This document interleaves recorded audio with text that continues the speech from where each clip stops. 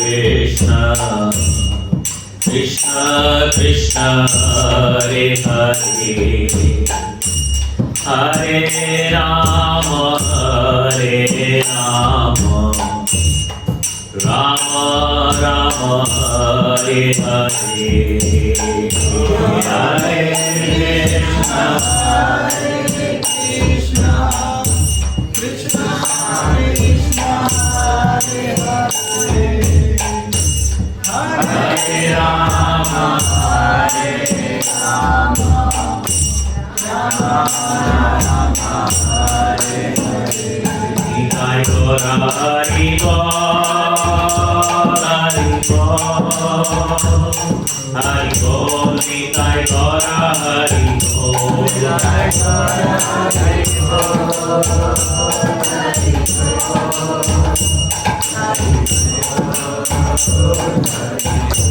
Nitai Gora Hari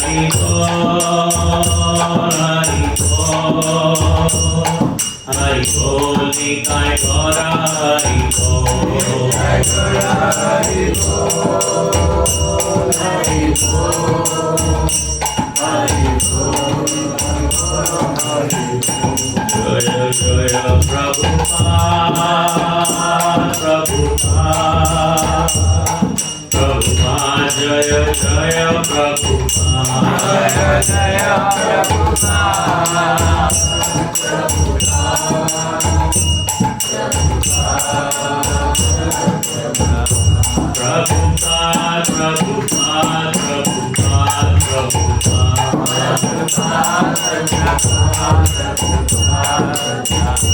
Jaya Jaya Prabhupada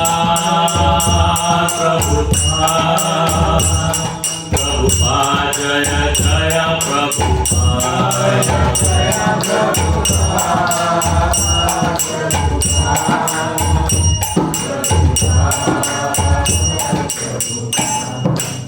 Guru Srila Prabhupada ki jai, Granth Srimad Bhagavatam ki jai, Nitai Gaur Premanand.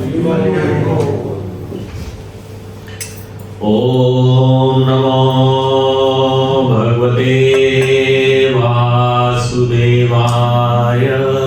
Om Namo Bhagavate Vasudevaya.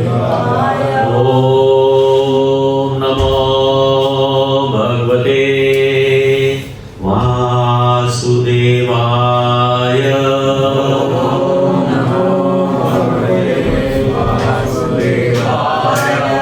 Om Namo Bhagavate Vasudevaya.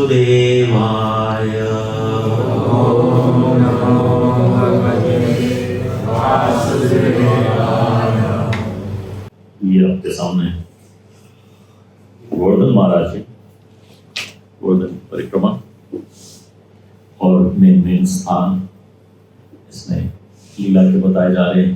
पता नहीं कितनी अनंत कोटि लीलाएं गोवर्धन पे भगवान ने की होगी, लेकिन स्वयं चैतन्य महाप्रभु ने 500 साल पहले आके गोवर्धन को रीडिस्कवर किया।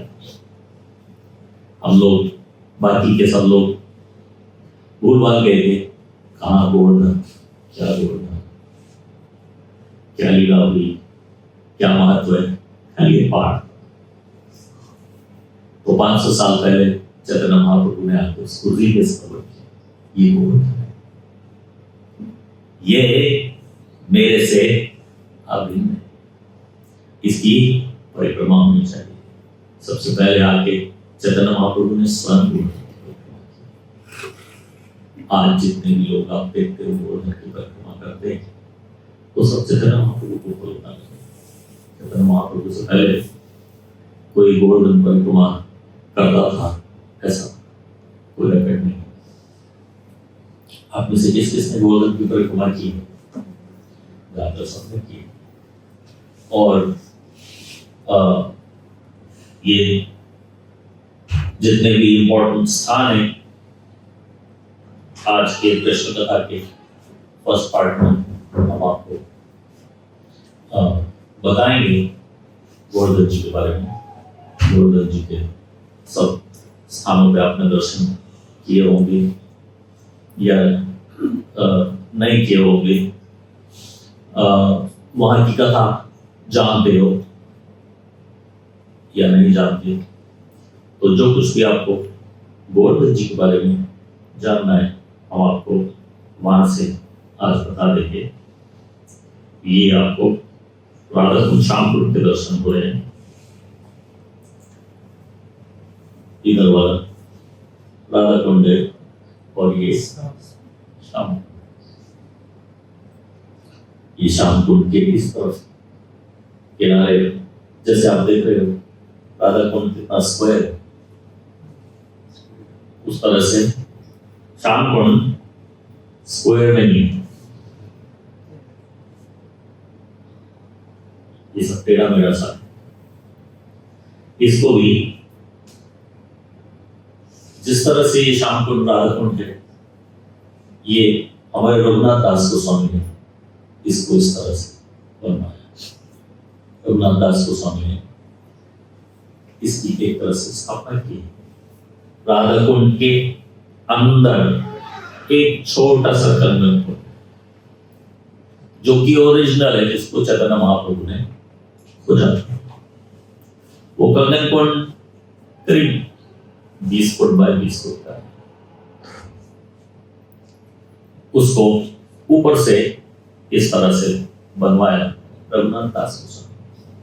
उसी तरह से वो स्क्वायर इसको श्यामकुंड को भी उसी तरह से स्क्वायर बनाना चाहते,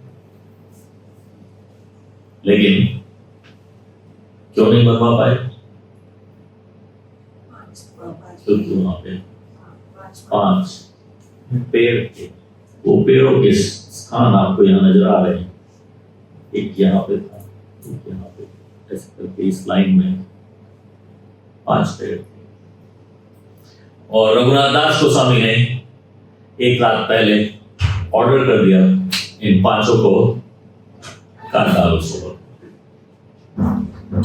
श्यामकुंड को स्क्वायर बना। लेकिन वो ऑर्डर देने के बाद जब रात को विश्राम के लिए गए तो पांडवों के स्वप्न में आ गए कि हम यहाँ श्यामकुंड के किनारे निवास करते हैं, अगर आपकी इच्छा है तो हमें कटवा कोई बात। रघुनाथ दास गोस्वामी ने सुबह उठ के अपना एक्शन विड्रॉ कर लिया। आप में से किस किस ने वो 5 पेड़ देखे? किसी ने देखे? एक दो लोगों ने वो 5 पेड़ देखे। 90s तक ही वो 5 पेड़ थे, उसके बाद कोई नहीं रहा। यहाँ पे भीम पेड़ है, उसको हमने प्रिजर्व किया हुआ। इस पेड़ के पीछे भीम पेड़ है, वो लास्ट वन टू सर्वाइव, उसको थोड़ा सा प्रिजर्व करके रोका हुआ है, बाकी सब रहे। तो ऐसा कहा जाता है कि नेक्टर ऑफ इंस्ट्रक्शन में, उपदेशामृत में उनको स्वामी बताते हैं कि वृंदावन का दिल क्या है? The heart of Vrindavan is Bansiwadi. कौन बोला Bansiwadi? Bansiwadi. Okay, any other answers? Heart of Vrindavan is Govardhan. अब आप लोग कहोगे प्रभु जी गोवर्धन तो वृंदावन में है नहीं,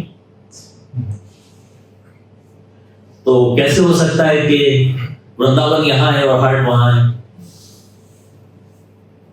वास्तव में गोवर्धन वृंदावन में, जो आज आप वृंदावन जानते हो वो आज की पॉलिटिकल बाउंड्री, ओरिजिनली ये बाउंड्री है 84 कोस का ब्रजधाम। आप जानते हो 84 कोस, 84 कोस में 12 वन है, राइट? तो 84 को 12 से गुणा किया, तो सॉरी भाग किया, तो कितना आएगा? 6-7। तो हर वन को 6-7 कोस का होना चाहिए, लेकिन है वृंदावन 84 कोस में से पूरा 24 कोस है, 3 वनों के बराबर अकेला है, 3 वनों से भी ज्यादा है, 3.5 वन के बराबर अकेला वृंदावन। और वृंदावन यहां पीछे जहां वृंदावन की परिक्रमा करके आते हो, समझते हो वो एंड ऑफ वृंदावन है, जहां से परिक्रमा करके आप वापस घूम गए तो that means end of Vrindavan, वहां से वापस घूम गए तो वृंदावन वहां एंड होता है। वृंदावन लगभग वही एंड होता है, लेकिन इस तरफ एंड नहीं होता। नंदगांव, बरसाना, गोवर्धन, ये सब वृंदावन, ये सब वृंदावन, ये कोई और वन नहीं। आपने नहीं कभी सुना होगा, नहीं वो तो वो वाला वन है, नहीं, वृंदावन। जैसे कि महावन है, काम्य वन है, आप अलग अलग नाम, खडीर वन है, भडीर वन है, अलग अलग नाम सुनते हो। ये सारे एरिया में कोई दूसरा नाम नहीं आएगा, ये वृंदावन ही है। तो वृंदावन जो ओरिजिनल वृंदावन है, उसमें नंदगांव, बरसाना, गोवर्धन सब है। जब लीला भगवान जब लीला करते थे नंदगांव में, बरसाना में, बाकी के सारे वन में, तो शास्त्रों में आपको यही मिलेगा, वृंदावन, क्योंकि ये 24 कोस का वृंदावन है। तो उस समय, क्योंकि बाउंड्री आजकल की थी नहीं, अभी यहाँ पे वृंदावन है, फिर वहां छठीकरा आ जाता है, फिर आ जाता है, फिर कुछ और, फिर कुछ और, फिर कुछ और। तो वहां तक पहुंचते पहुंचते तो कितने गांव बीच में आ जाते हैं, गांव आ जाते हैं, लेकिन वन नहीं आता। वन तो ये वृंदावन ही कंटिन्यू होता है। इसलिए रूप गोस्वामी ने उपदेशामृत में कहा कि वृंदावन का हृदय क्या है? गोवर्धन। और गोवर्धन का भी हृदय, गोवर्धन का हृदय क्या है? राधा।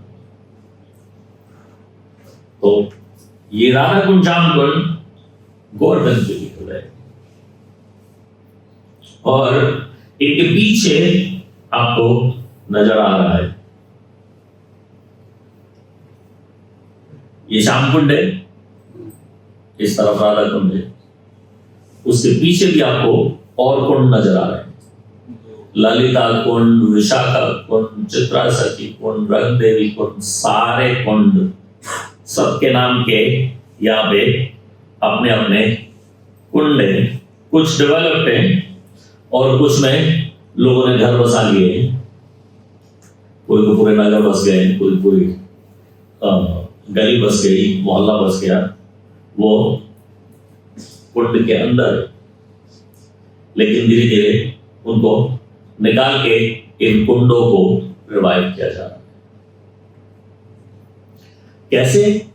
ये राधा कुंड, श्याम कुंड इतना हृदय है, या और क्या इनका सिग्निफिकेंस है? जैसे कि आप जानते हो कि यहाँ पे वृंदावन में सबसे ज्यादा सिग्निफिकेंस भगवान की एक लीला का है। कौन सी? रासलीला। रासलीला का सबसे ज्यादा सिग्निफिकेंस है वृंदावन में। इसलिए निधिवन का इतना ज्यादा सिग्निफिकेंस है, क्योंकि इस तरफ निधिवन ही केवल वो स्थान है जहां पे रासलीला होती है। तो आप और भी कई जगह जाओगे, सुनोगे ये भी रासलीला का स्थान है, ये भी रासलीला का स्थान है। वो सब है क्योंकि रासलीला के रूप गोस्वामी के अनुसार 6 स्थान है। एक साल में 6 ऋतुएं आती हैं, तो 6 ऋतुओं में भगवान 6 डिफरेंट स्थान पे रास रचते हैं। तो उसमें से जब कार्तिक होता था तो रास यहां होता था, निधिवन में, इसलिए निधिवन सबसे ज्यादा। उसके अलावा चंद्र सरोवर एक स्थान है जहां पे रासलीला। अब बाकी के जो 4 स्थान रह गए, वो चारों स्थान ये राधा कुंड और श्याम कुंड के चारों तरफ है, और राधा कुंड श्याम कुंड बीच में। तो आपको समझ में आया है कि राधा कुंड श्याम कुंड की लोकेशन इतनी इंपॉर्टेंट क्यों है। भगवान ने उस स्थान को इतना ज्यादा महत्व क्यों दिया। 6 में से 4 रासलीला के स्थान इसके चारों तरफ, मतलब के लगभग हर समय भगवान रासलीला वहीं रचते। 6 में 4 स्थान का अर्थ है साल में 8 महीने। साल में 8 महीने रासलीला इस जनरल एरिया में हो रही है। इसलिए भी रूप गोस्वामी इसको कहते हैं कि this is the heart of even world.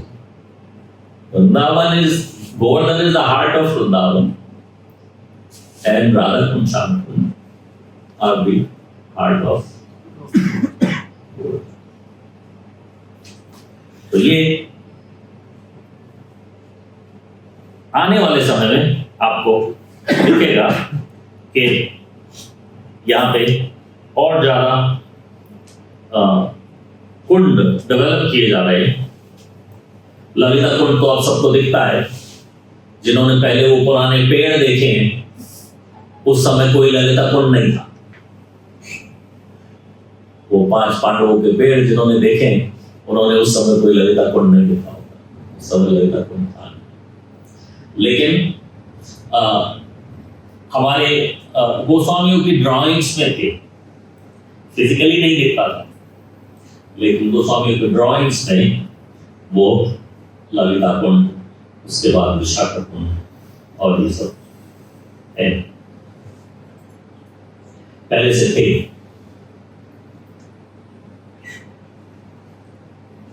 कुसुम सरोवर है, कुसुम सरोवर के इस तरफ नारद मुनि का आश्रम है, नारद कुंड है, जिसके बारे में हमने आपको कल बताया था। और इससे थोड़ा सा आगे जाके हरिदेव मंदिर आएगा।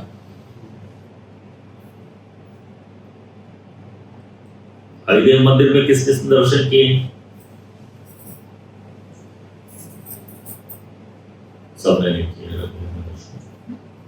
तो जिन लोगों ने दर्शन किए, उन्होंने दर्शनों के लिए हाथ उठाया, उनसे मेरा प्रश्न है, हरिदेव का क्या उस स्थान का क्या महत्व? महाप्रभु ने वहां पर नृत्य किया, तो महाप्रभु ने वहां नृत्य क्यों किया?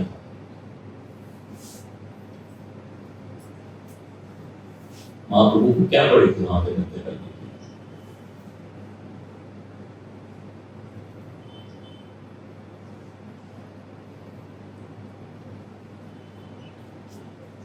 जैसे कि आप जानते हो कि आपके वृंदावन में 4 मेन देव, गोविंद देव जो अब यहाँ है, लेकिन ओरिजिनल स्थान गोविंद देव जी का यहाँ है। अभी मैं आपको दिखाने वाला हूँ। गोविंद देव जी का ओरिजिनल स्थान गोवर्धन पे है, अब गोविंद देव जी यहाँ रहते। लेकिन वो गोवर्धन भी वृंदावन ही है। मैंने अभी आपको बताया कि गोवर्धन इज ऑल्सो वृंदावन, आज की बाउंड्री के हिसाब से नहीं, हमारी ओरिजिनल। तो उसके अलावा केशव देव मथुरा में,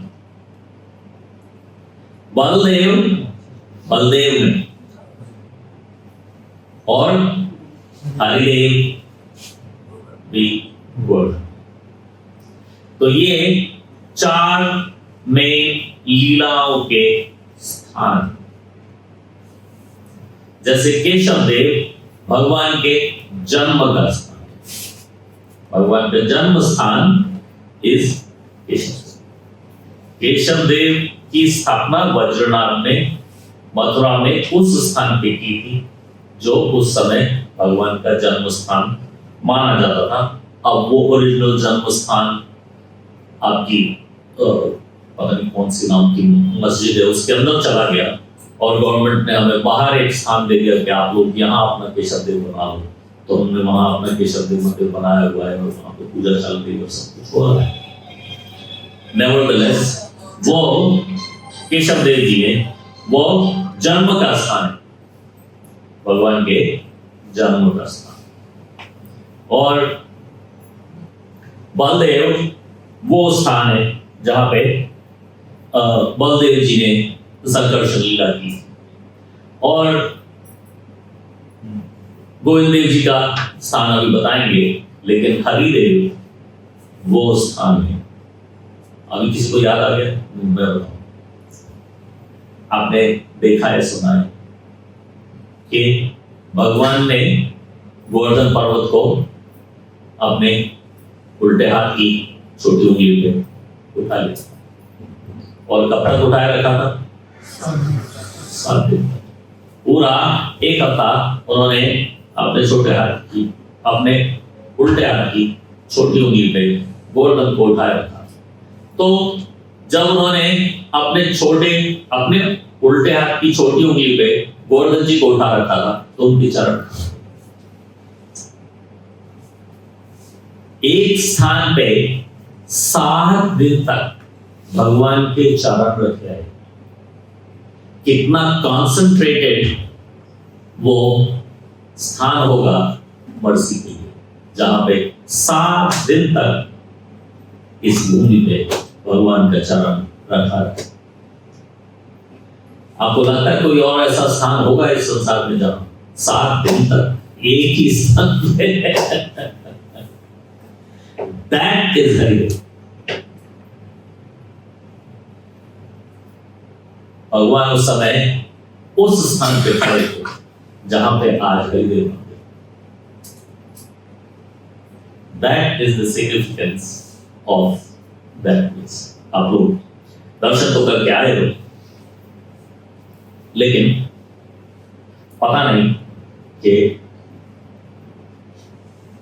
क्या करके आए।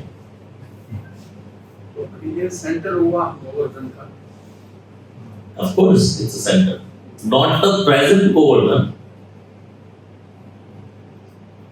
Present manifest Govardhan कितना है वो तो बहुत छोटा है। अभी आपने देखा सारी परिक्रमा में कहीं भी कुछ खास हाइट नहीं, तो सब जगह से धस रहा है। तो जो प्रेजेंट गोवर्धन है, जो मैनिफेस्ट गोवर्धन है, उसका विजिबली हरिदेव सेंटर नहीं, लेकिन हो सकता है सेंटर रहा हो। और क्या भगवान को जरूरी है कि सेंटर से उठाएं?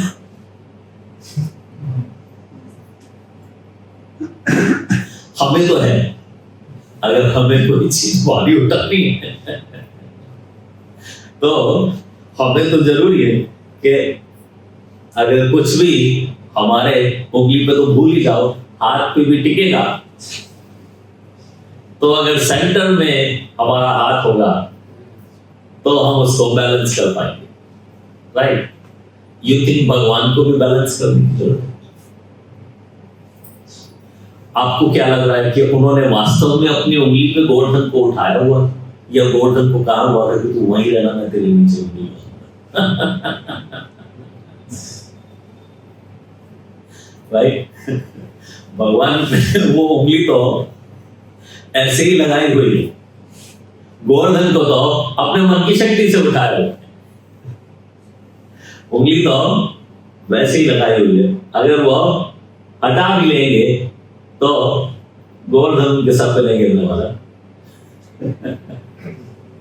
जैसे कि आपने वो लीला सुनी है कि भगवान को गोवर्धन उठाए कुछ समय हो गया, तो जो गांव के बड़े लोग थे, बुजुर्ग लोग, मैन लोग, लट वगैरह लेके चलते थे, उनको दया आ गई लल्ला के ऊपर कि लल्ला तूने बेचारे ने अकेले ने सारा गोवर्धन पर्वत अपने नींव पे उठाया हुआ है, अब हम आ गए, हम इसके नीचे अपने लट लगा के खड़े हैं, कुछ सब जाने दे, छोड़ दे।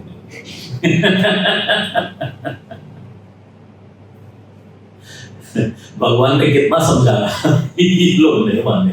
और अच्छा ठीक है, मैं हटा लेता हूँ। सारे लट टूट गए, सारे लट टूट गए, सबके मिलके सारे लट, डंडे, लकुटी वो गोवर्धन को उठा नहीं पाए। तो हाँ, हमें सेंटर जरूरी है। हमें अगर कोई चीज उठानी है तो बेटर हम सेंटर से उसको उठाएं, जिससे वो बैलेंस रहे। भगवान को कुछ नहीं है, उन्होंने तो गोवर्धन को कहा हुआ है तो उठ, तो उठ, और जहां कहीं मैंने उंगली लगा ली, डोंट क्वेश्चन मी। ये तो गोवर्धन है। एक बार भगवान ने डिसाइड किया कि हम बहुत बड़ी संडे फीस्ट करेंगे और सबको माखन बांटेंगे, खूब दूध दही माखन खूब बांटेंगे। दूर दूर के गांव के लोगों को सपरिवार अपने अपने गाय भी लेके, अपने अपने जानवर भी लेके, अपने बंदर भी लेके, सब कुछ इन्वाइट कर यहाँ पे और अब गोपियां घबराई कि इतनी बड़ी फीस दे रहा है, खाता तो ये हमारे चोरी करके दूसरों को। इसका मतलब बहुत बड़ी चोरी का प्लान है। तो सबने अपने माखन एकत्र कर लिए कि चलो सब मिलके एक जगह पे अपने सबके माखन रख दें, और प्रोटेक्शन के लिए वहां पे घंटियां लगा दी, घंटियों का सिस्टम बना दिया, एक से घंटी एक बांध दी, सारे छींके टंगे हुए हैं उन पे, सब घंटियां लगी हुई हैं, एक भी छींका हिला सारी घंटी एक साथ बोले। ऐसे उसको बांध दिया कि एक भी छींका हिले सारी घंटी बोलेंगी। अब प्लान तो यही था, गोपियों ने सही समझा था।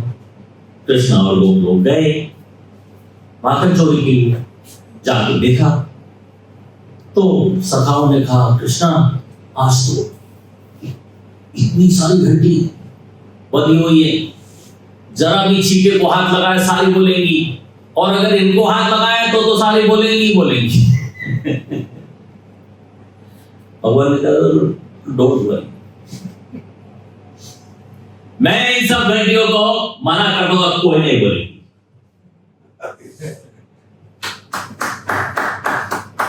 भगवान ने कहा है सारी घंटियों चुप, कुछ भी हो जाए कोई नहीं बोलेगी। घंटियों की देवी सामने प्रकट हो गई, हाथ जोड़ के कहती है तथास्तु।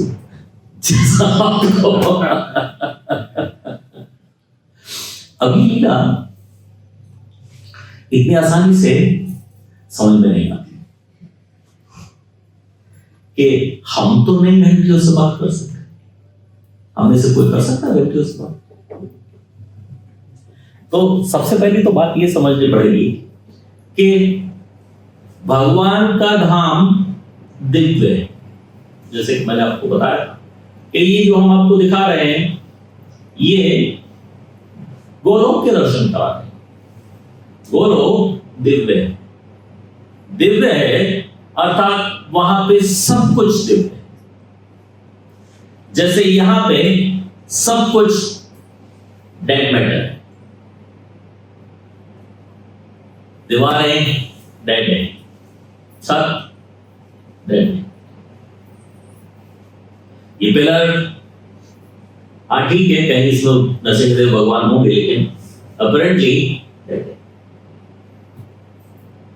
हमारे शरीर में भगवान का अंश है, हम जीवित हैं, लेकिन वैसे ये डेड मैटर है। अगर जो वो भगवान का अंश इसमें से निकल जाए ये डेड बॉडी है। तो जो दिव्य धाम है वहां पे कुछ भी डेड नहीं। जैसे यहां पे सब कुछ डेड है वहां पे कुछ भी डेड नहीं। एक एक घास का तिनका आपसे बात कर सकता है, एक एक पेड़ आपसे बात कर सकता है, आप उससे बात कर सकते हो। जो कुछ भी है सब कुछ लाइव, सब कुछ हर किसी चीज में प्राण। अगर जो ये वैकुंठ धाम है और वो वहां खिड़की है और मैं उसको कहूं यहां से बैठ के खिड़की खुल जा, वो खुल जाए। ये वाली खिड़की को मैं कहूं खुल जा, ये नहीं खुलेगी। छोटी सी इलेक्ट्रिक मोटर लगा दी तो खुल भी जाएगी, लेकिन ऐसे नहीं खुलेगी। तो भगवान जब वृंदावन आते हैं तो ये वृंदावन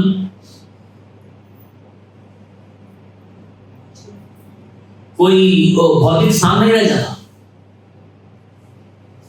ये भी दिव्य हो जाता, हर चीज दिव्य हो जाती। दूसरे लोगों को अपने लेवल ऑफ कॉन्शियसनेस के हिसाब से उसे कितनी दिव्यता दिखेगी नहीं दिखेगी, लेकिन भगवान को वो तो कंप्लीटली दिव्य है, उनको हर चीज बिल्कुल दिव्य नजर आ रही। उसका एक अब समझ में आ गया कि भगवान घंटियों से कैसे बात कर सकते हैं, हम क्यों नहीं कर सकते। आपने सुना होगा, देखा भी होगा कि कहीं कहीं गोवर्धन पे ही जाओ या और भी कई स्थानों पे तो भगवान के चरण के निशान पर एक पत्थर के ऊपर भगवान के नन्हे नन्हे सुकोमल चरण उसके निशान पड़ गए। कैसे? क्या भगवान का चरण इतना कठोर था कि पत्थर पे भी निशान पड़ गया? हम भी तो चल रहे पत्थरों के रोज, हमारे चलने से तो कोई निशान नहीं। जब हमारे जैसे हजारों लोग 10 साल तक सेम पत्थर पे चलते रहते हैं तो लगता है थोड़ा थोड़ा कहीं कुछ, लेकिन पैर का निशान फिर भी नहीं आता। लेकिन भगवान का पैर क्या इतना कठोर है कि भगवान के पैर के निशान पड़ गए। आज मैं आपको ये बुद्धि सुलझा देता हूं।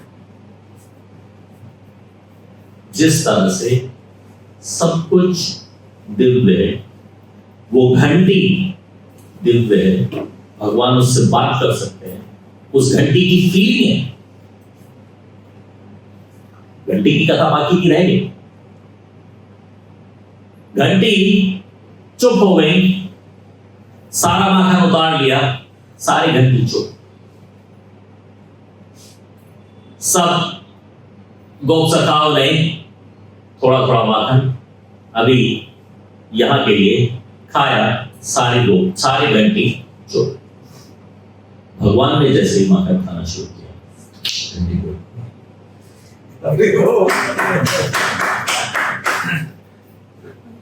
क्योंकि जब भगवान खाते हैं तो घंटी बोलती है, और घंटी बोलती है तो भगवान खाते हैं। इसलिए आप लोग हमेशा घंटी बजा के भोग लगाते हो, लगाते हो कि नहीं लगाते? अगर जो घंटी बजा के भोग नहीं लगा रहे तो भगवान आपका नहीं खा रहे।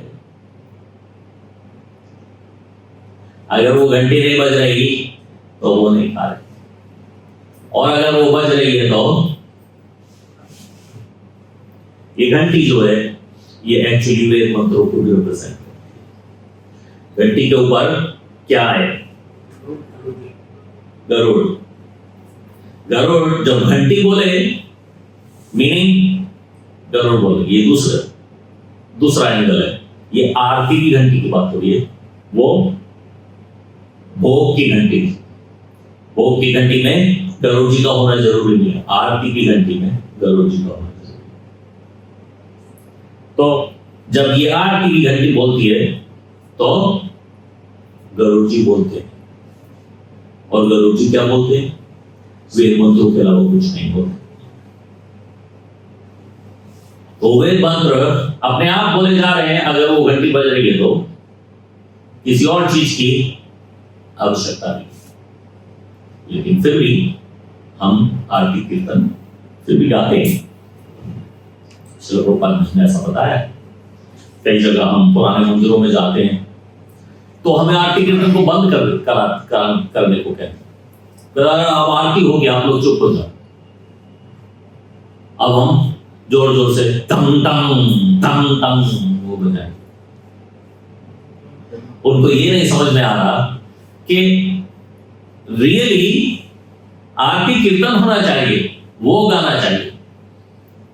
क्योंकि किसी समय पे कोई गाने वाला नहीं था, इसलिए वो घंटे पीछे से बजाए जाते थे। अब वो उसी में हिंदू लोग हैं, उनको पता नहीं। श्रील प्रभुपाद का दिया हुआ ज्ञान उनके पास है नहीं। तो घंटी, इसलिए घंटी हमेशा बोलेगी जब भगवान खाएंगे, और जब घंटी बजेगी तो वो खाएंगे। अब हम आपको गोवर्धन पे भगवान के चरणों के निशान। गोवर्धन भी लिविंग है, लेकिन गोवर्धन को मालूम है मैं एक पत्थर हूं, मैं कठोर, मेरा स्वभाव कठोर है, मैं पत्थर। तो अब जो है सो है, लेकिन जब कभी वो पत्थर के रूप में गोवर्धन ये एंटिसिपेट करते कि भगवान का चरण अब मेरे ऊपर आने वाला है, आने वाला है, आने वाला है, आने वाला है, आने वाला है, तो वो अपने आप को soft soft soft soft soft, और उस समय जब उसने इतना सॉफ्ट कर लिया, अब भगवान का सुकोमल चरण उस पर आएगा तो निशान, क्योंकि अब वो पत्थर नहीं है, उसने अपने आप को इतना सॉफ्ट कर लिया कि वो पीस ऑफ केक हो गया। जैसे केक होता है, छोटा सा बेबी भी अगर उसको पैर रख दे तो केक पर निशान बन जाएगा कि नहीं बन जाएगा? बन जाएगा। तो जब वो गोवर्धन ने अपने आप को केक की तरह सॉफ्ट कर लिया, क्यों कर लिया? क्योंकि उसको दिख रहा है, उसको पहले से दिख रहा है कि भगवान का चरण आने वाला है, आने वाला है, आने वाला है। मेरी कठोर शरीर उनके चरणों को छोड़ ले, उनके चरणों को छोड़ ले, तो मुझे अपने आप को,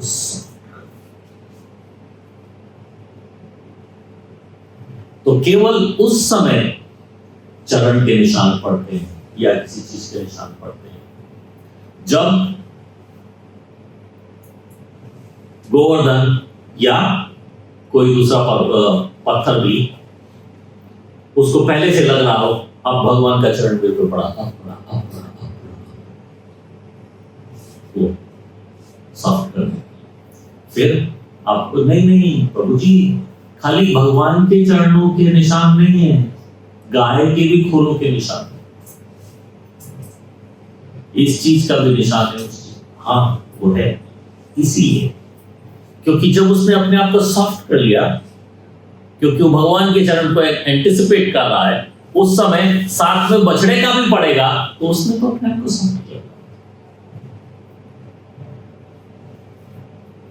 जब उसने अपने आप को सॉफ्ट किया हुआ है, तो बछड़े के पैर का निशान पड़ेगा, भगवान के पैर का निशान पड़ेगा।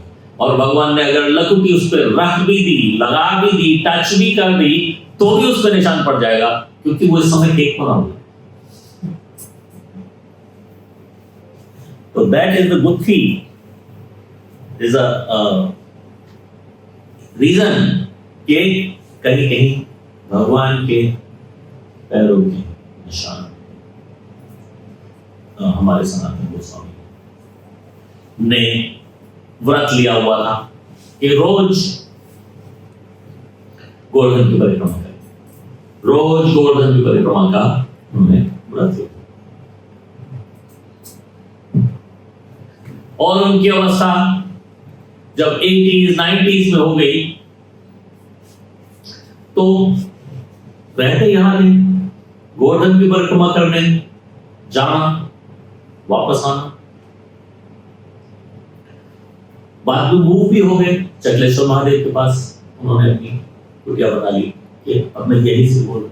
अब वहां पे रहते हुए भी गोवर्धन परिक्रमा आज भी 24 किलोमीटर की है, तो इट वाज़न्ट इजी, और वो भी इतनी एडवांस स्टेज। भगवान ने स्वयं आके उनको कहा, बाल रूप में भगवान आए सनातन गोस्वामी को कहा, बाबा तुम्हारा शरीर ये रोज रोज गोवर्धन की परिक्रमा का व्रत छोड़ दो, तुमसे नहीं हो पाएगा। सनातन गोस्वामी ने कहा, मैं प्राण छोड़ने के लिए तैयार हूं, लेकिन मेरा व्रत छोड़ने के लिए तैयार हूं। हरि हरि बोल।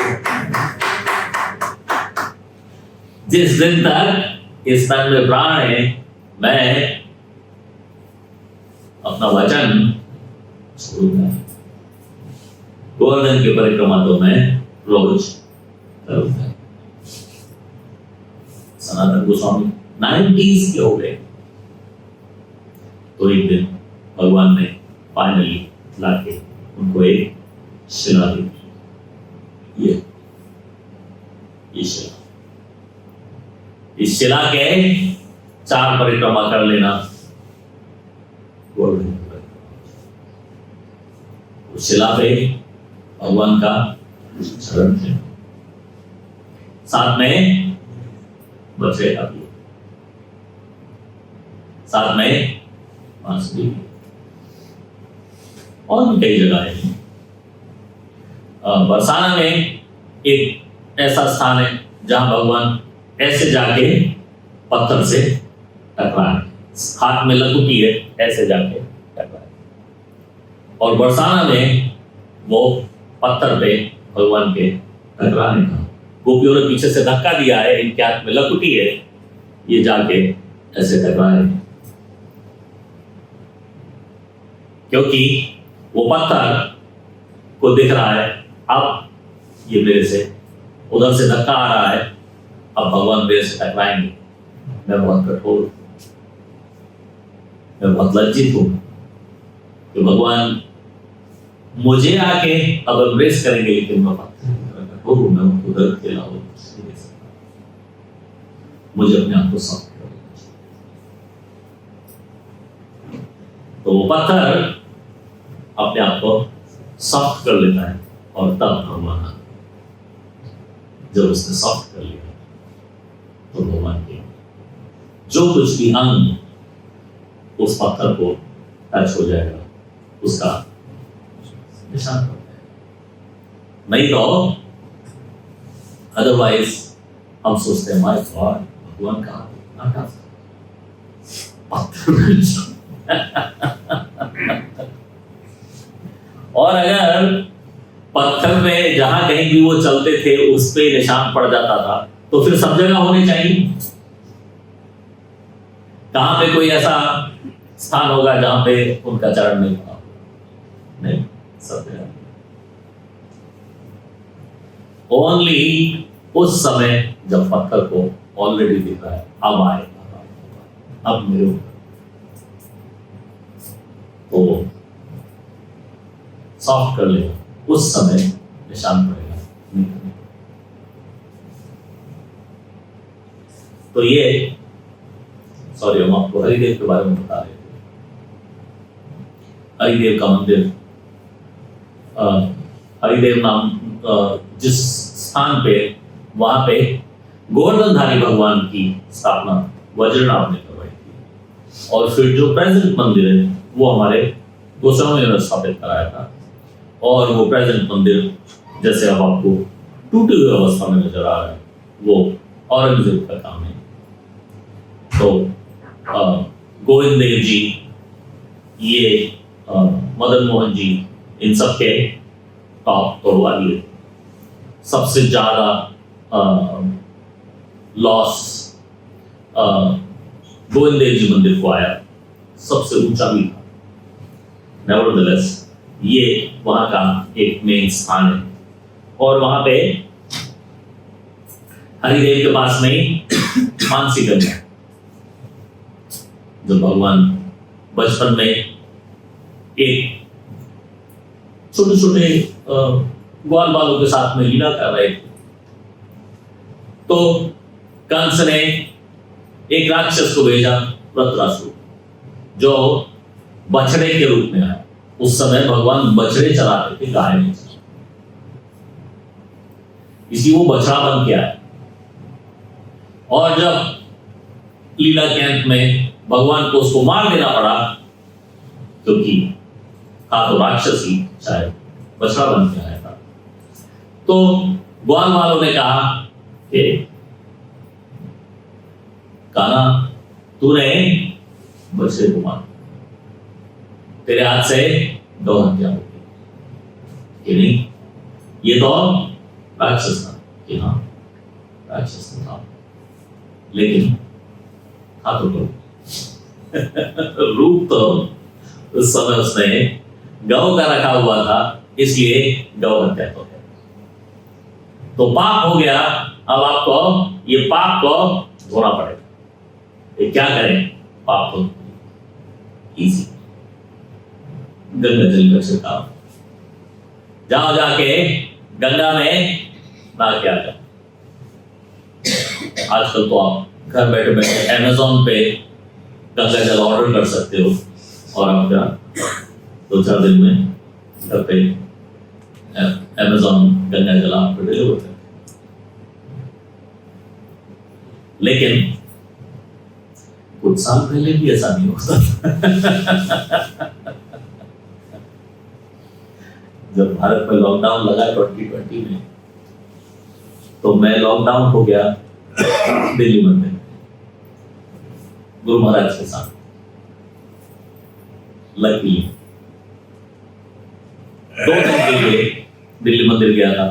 तीसरे दिन उन्होंने रोक लिया कि नहीं, 1 दिन और रह। उसी दिन लॉकडाउन लग गया। किसी को उम्मीद नहीं थी कि लॉकडाउन लग जाएगा, सारा शहर बंद हो जाएगा। कभी सोचा नहीं किसी ने कि ऐसा हो सकता है। वृंदावन का तो पता नहीं, लेकिन दिल्ली में तो कोई सोच नहीं सकता कि सारी दिल्ली बंद हो जाएगी, सारे मेट्रो रुक जाएंगी, सारे टीटीसी, बस सब कुछ। तो उस समय तो अमेज़न की डिलीवरी भी रुक गई। That was a real lockdown। लेकिन कई दिन के बाद जब अमेज़न की डिलीवरी आनी शुरू हो गई, तब लोगों के जान में जान आई कि अच्छा, अब कुछ ही तो मंगा तो सकते हो अमेज़न से। लेकिन उस समय ऐसा कुछ नहीं था। तो गोपसखा भगवान कृष्ण से कह रहे, जाओ, आपको गंगा में जाके स्नान करके आना पड़ेगा। पाप होने के लिए। भगवान कहते हैं मैं गंगा में नहाते, मेरे चरणों की धोवन है ये गंगा।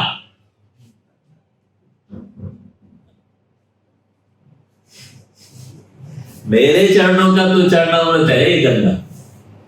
कोई अपने चरणामृत में नहाता है?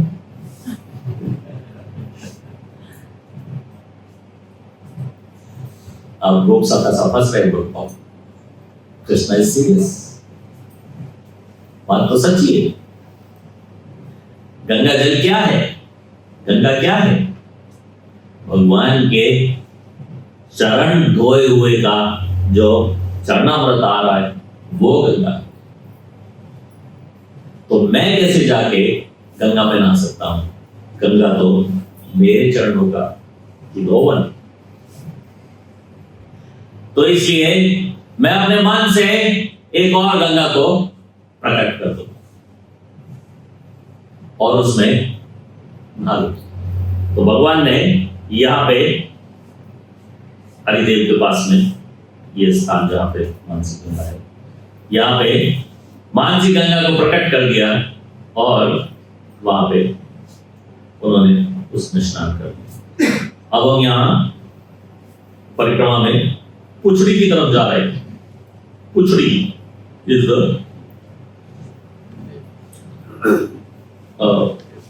पुछड़ी गांव का नाम भी है।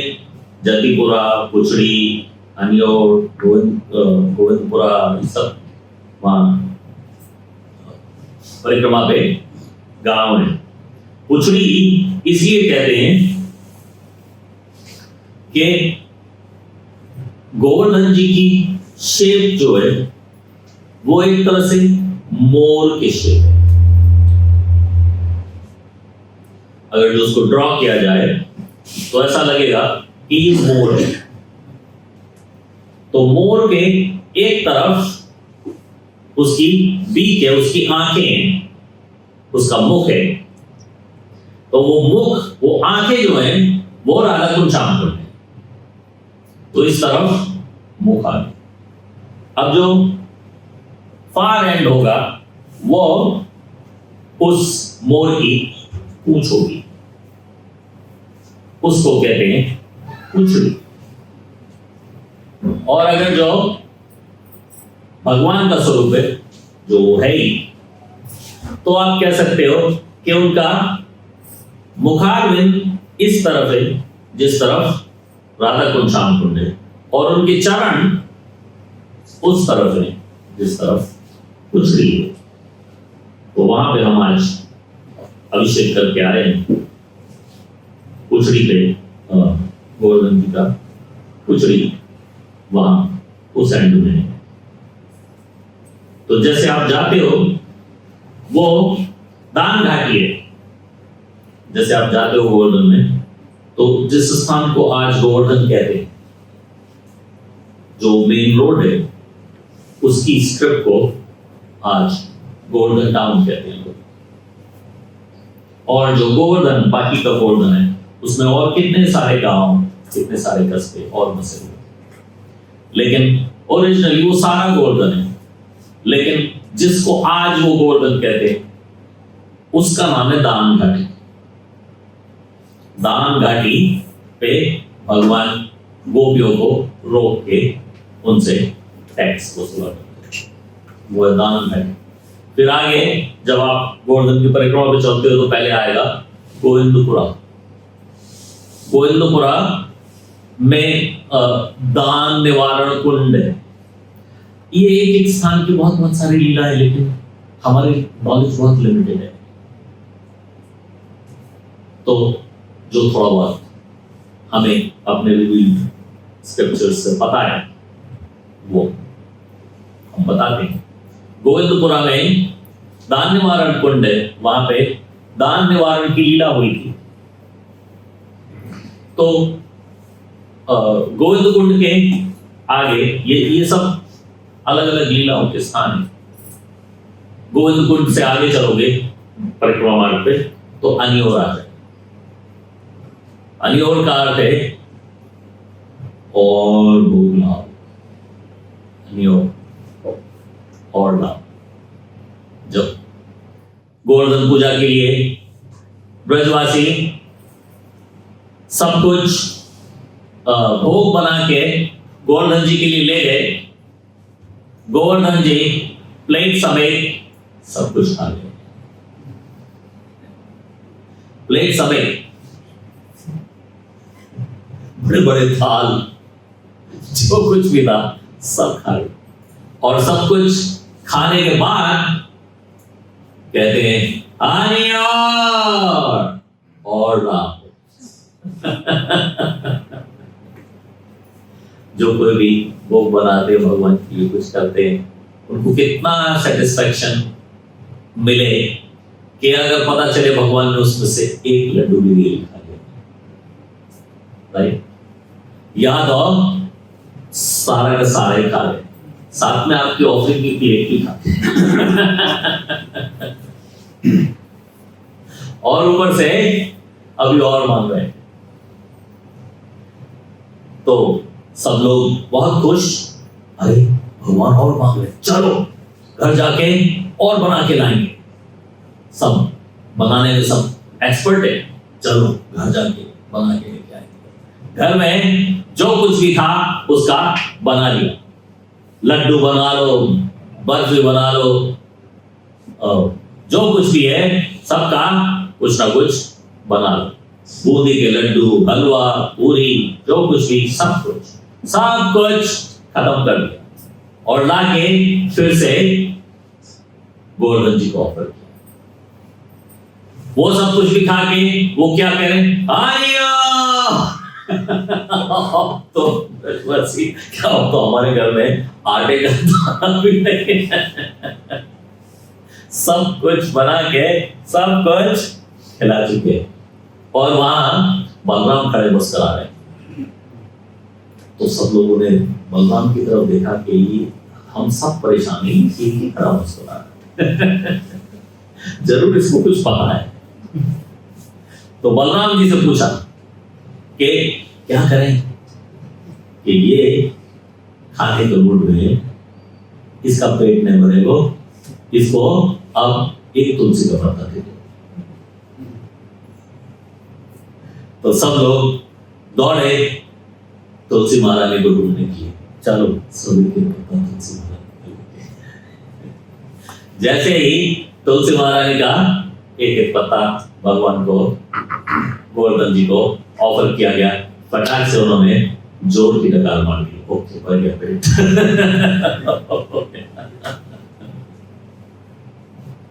तो ये अनियोर की लीला है। अनियोर के आगे पुछड़ी है, इसमें आपको नजर आएगा।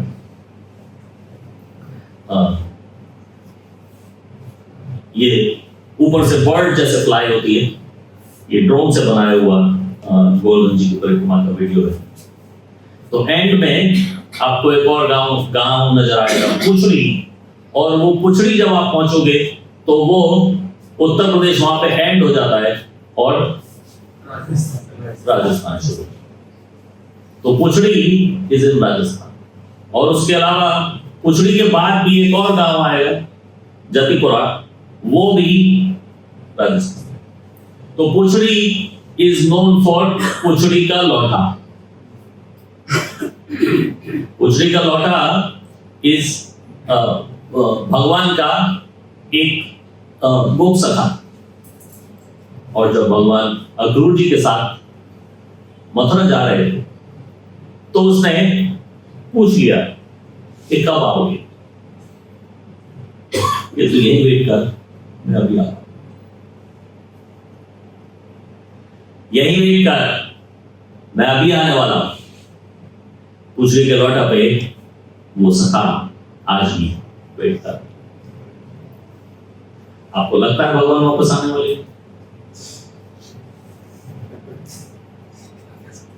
कोर्स आएंगे,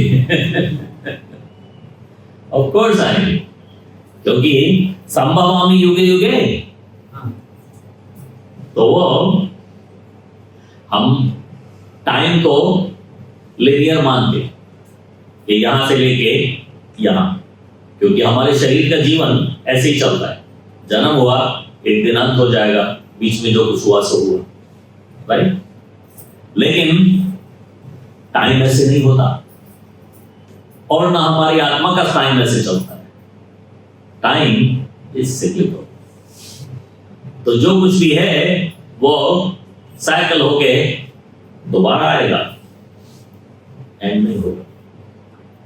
तो ब्रह्मा के अगले दिन, अगले कल्प में, 7वें मनवंतर के 28वें युग चक्र में भगवान फिर आएंगे, और तब लौटा को, पूछने के लौटा को बताएंगे, देख मैं कह के गया था ना, अभी आने वाला हूं, आ गया। तो पूछने का लौटा हमें धैर्य सिखाता है, क्योंकि रूप गोस्वामी ने लिखा भक्ति में उत्साह निश्चय धैर्य।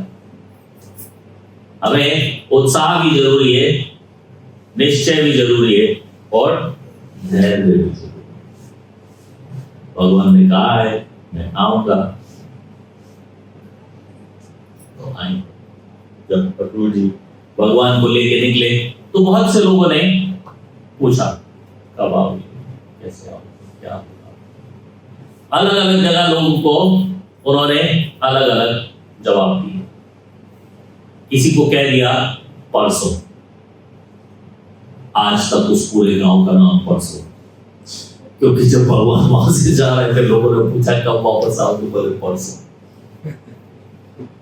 आज तक उस गांव का नाम परसों। ये है पुछड़ी।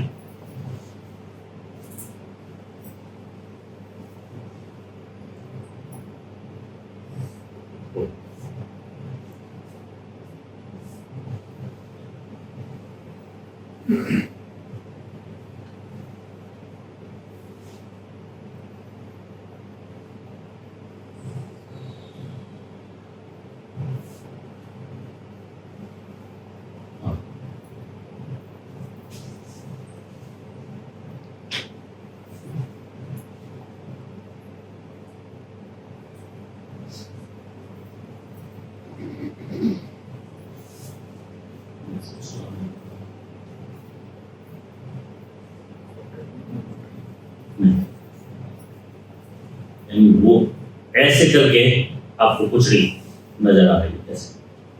तो वहां पे नीचे तक परिक्रमा जाती है और फिर वहां से घूम के वापस आती है।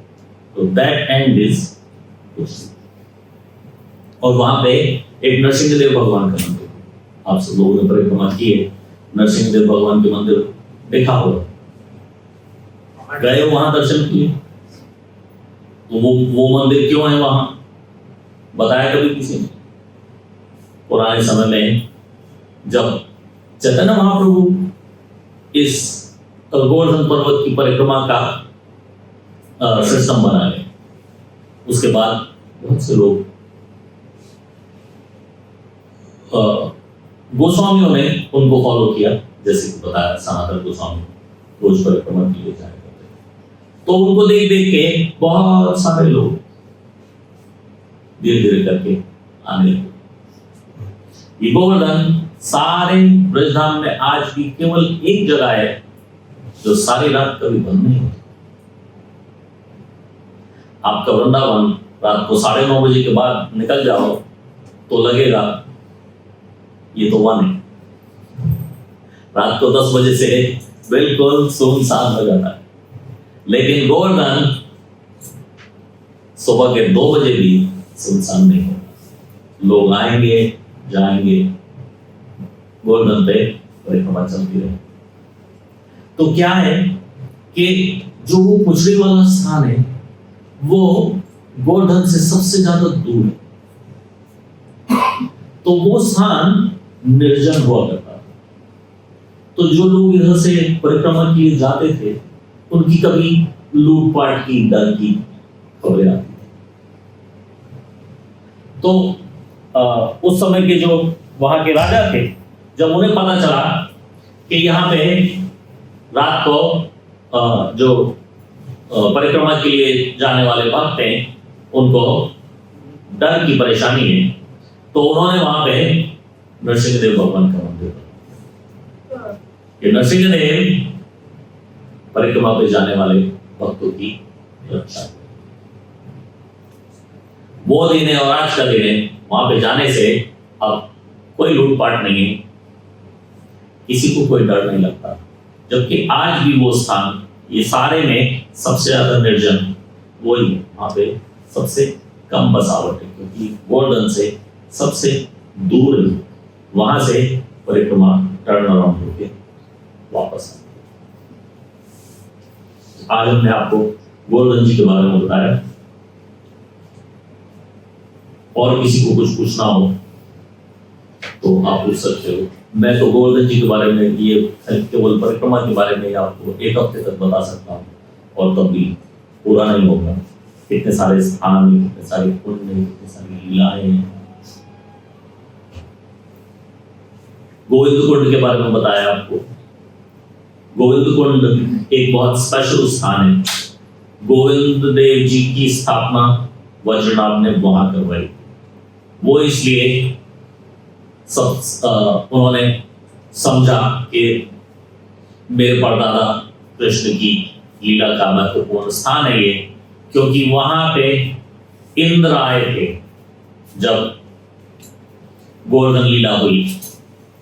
तो जब वर्षा करते करते इंद्र और सब हार गए, तो इंद्र वहां पे आए और भगवान को प्रणाम किया और अपने साथ में सुरभि को लेकर आए, ये सोच के कि अगर जो मैंने इतनी दृष्टता की है, ऐसे ही में जाके भगवान के आगे खड़ा हो गया, उनके पास तो सुदर्शन चक्र होता है, वो मेरे से बात में करेंगे और सुदर्शन चक्र शायद पहले चला दें। तो इंद्र डर गए, इस वजह से साथ में सुरभि को लेके आए और आगे सुरभि को रखा। ये सुरभि आपको मिल रहे हैं, मेरे साथ में आए। तो वो गोविंद कुंड वो स्थान है जहां पे भगवान इंद्रदेव और माता सुरभि से मिले। तो माता सुरभि ने भगवान को देखते ही उनको गोविंद का नाम दिया। ये जो इंद्र है, ये लोगों का इंद्र होगा, मनुष्यों का। हमारे इंद्र तो आप हो, क्योंकि हमारी रक्षा आपने की। कैसे? आपने गोवर्धन पर्वत को उठाया और ब्रजवासियों की रक्षा की। खाली नंद बाबा के 9 लाख गाय की, सारे गौओं की रक्षा साथ में हुई। इतने तो ब्रजवासी नहीं थे जितनी गऊ थी, क्योंकि ये सारे ग्वाले, सारा का सारा गांव ग्वाले ही हैं। तो इनके साथ में कितनी गौएं होंगी? ऐसा बताया जाता है कि भगवान ने जब गोवर्धन पर्वत को ऊपर उठा लिया, तो गोवर्धन पर्वत का सबसे ऊपर वाला जो टॉप था, वो बादलों से ऊपर निकल गया। और जब नीचे खूब बारिश हो रही थी, तो कुछ गैया ऊपर टॉप पे खूब हरी घास खा के मस्ती कर रही, क्योंकि वो अबव द क्लाउड्स हो गई। भगवान ने गोवर्धन पर्वत उठाया और वो गोवर्धन पर्वत के टॉप पे, उस समय गोवर्धन पर्वत का साइज बड़ा होता। तो सुरभि कह रही है कि हमारी सारी गौओं की रक्षा आपने की, इसलिए हमारे गोविंद आप, इसलिए वो गोविंद कुंड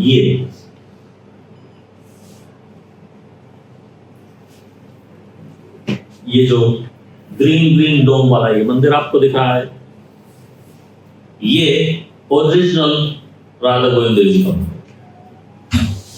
जहां पे वज्रनाभ ने गोविंद देव जी की स्थापना की। बाद में किस तरह से कैसे वो यहां वृंदावन में आ गए गौमाटिला पे, गोविंद देव जी पहुंच गए, उसकी किसी के पास कोई एक्सप्लेनेशन नहीं। लेकिन हमें ये पता है कि वज्रनाथ ने गोविंद देव जी की स्थापना यहां करी थी। गोविंद देव जी रूप गोस्वामी को गौमाटिला पे प्राप्त हुए और उसके बाद कुछ लीला करके वो जयपुर चले गए। आपको लगता होगा कि भगवान तो सर्वशक्तिशाली,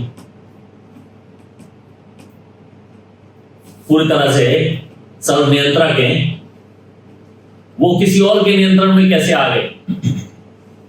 कैसे यहां से छोड़ के, वृंदावन छोड़ के जयपुर गए, चले गए? आप लोगों में से कौन कौन गया जयपुर गोविंद देव जी के दर्शन? कभी मंगल आरती में दर्शन किए? वहां मंगल आरती में वहां स्लो डे में भी 2000 लोग होते हैं। सारे वृंदावन के सारे मंदिरों को जोड़ लो, स्लो डे में 2000 लोग पूरे वृंदावन में मंगल आरती के समय नहीं होते। बाकी सारा दिन तो, लेकिन मंगल आरती के समय जितने लोग वहां पे गोविंद देव जी के दर्शन किए आते वृंदावन में। तो इस तरह से भगवान ने अपने आप को एक्सपेंड किया है। ये भी गोविंद देव जी का मंदिर, यहाँ पे भी गोविंद देव जी का मंदिर, जयपुर में भी गोविंद देव जी का मंदिर। आप श्रील प्रभुपाद की कृपा से तो न्यूयॉर्क में भी गोविंद देव जी का मंदिर, और ऑस्ट्रेलिया में भी गोविंद देव जी का मंदिर, न्यूजीलैंड में भी गोविंद देव जी का मंदिर, सब जगह गोविंद देव जी का मंदिर है। लेकिन ये गोविंद देव जी की अपनी पर्सनल एक्सपेंशन की प्लान है।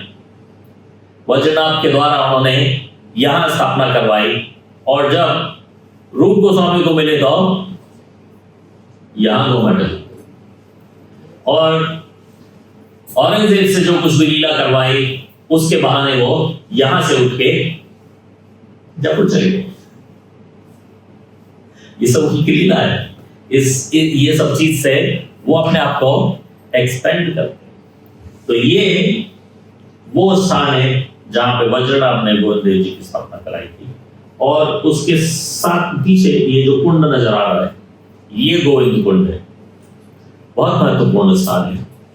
जब माता सुरभि ने भगवान को गोविंद नाम दिया तो साथ साथ में उनका अभिषेक भी किया। मेरे पास सब कुछ है, मेरे काम आपका अभिषेक। भगवान का अभिषेक किया तो हम ऐसा मानते हैं कि इस कुंड में जो जल है वो सुरभि के द्वारा भगवान के अभिषेक किया हुआ जल, और इसी कुंड के किनारे पे माधवेंद्रपुरी आए। माधवेंद्रपुरी को गोपाल जी की प्राप्ति हुई थी। अब ये कथा जतिपुरा की तरफ जा रही है। इस स्थान पे माधवेंद्रपुरी को आप लोग जानते हो, चैतन्य महाप्रभु के गुरु ईश्वरपुरी, और ईश्वरपुरी के गुरु माधवेंद्र। तो माधवेंद्रपुरी इस स्थान पे आए थे, और यहां पे उनको साक्षात कृष्ण के दर्शन हुए, और भगवान ने उनको बताया कि मैं, जब उन्होंने पूछा आप कहां रहते हो, तो मैं यहां रहता हूं। यहां मतलब